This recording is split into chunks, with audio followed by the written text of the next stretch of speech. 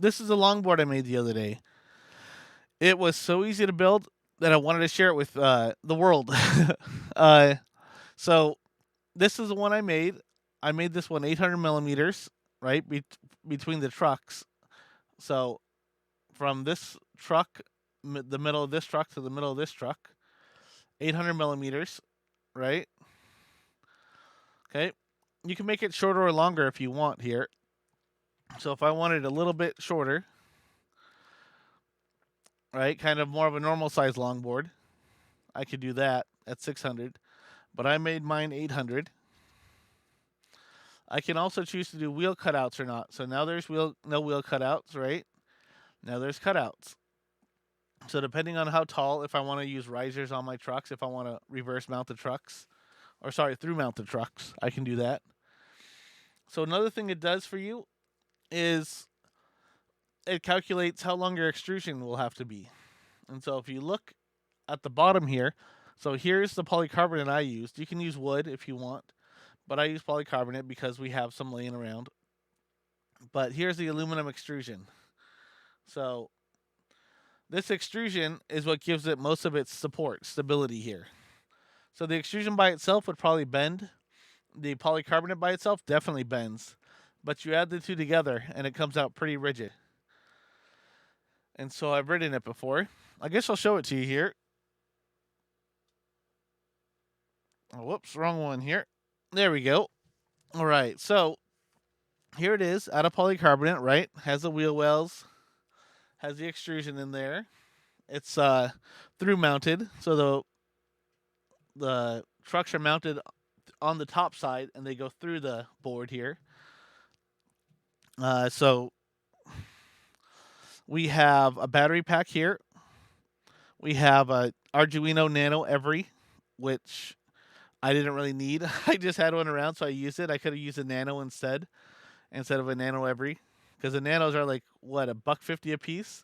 The Nano Everys are like $7 or $8 a piece. They're a little pricier, and I didn't need it. Anyways, here's a power switch over here, and then we have 3 little buttons. And so from there, I can flip it on. And there's one of the programs, right? Here's a pulsing program. Just pulses them different colors. Can change the speed of the pulse too, make it a real slow pulse. Or else I can make it a fast pulse, right? So hitting the button changes that. Here's a sparkle. Here's the battery sucker, I call it, because it takes so much battery power. And then here's a not so much battery sucker, but still the same thing. Still looks pretty good. Anyways, so there's the actual finished product there, right? And then we'll talk about, how to go from this to this here. And we'll even go through all the programming, right? Like how to actually program the thing. If you don't want to program it, I'll just post the program on here so you can download it and use it. I'll show you how to hack it if you'd like.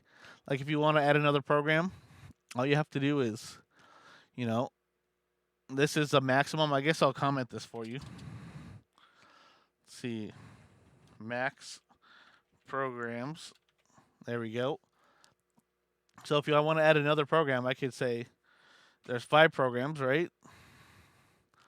And then see what we do here. If PGM, oh whoops, got to do my parentheses. If PGM equals 4, do this instead.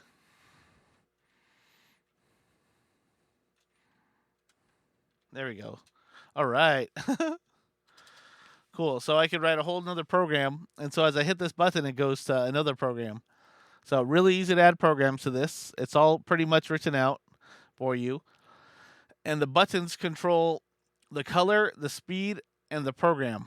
And so you hit one button, it changes the color. Hit one button, it changes the speed. Hit one button, it changes the program. Really simple, easy to interface with. Hopefully, anyways. I'll hopefully explain it to you good enough that you guys can mess with this. Anyways, next video I'll show you a little more in depth of how to turn this into G-code and put it on your mill, or else you already have a mill, and you can just watch like the first minute of the next video. Thanks for watching.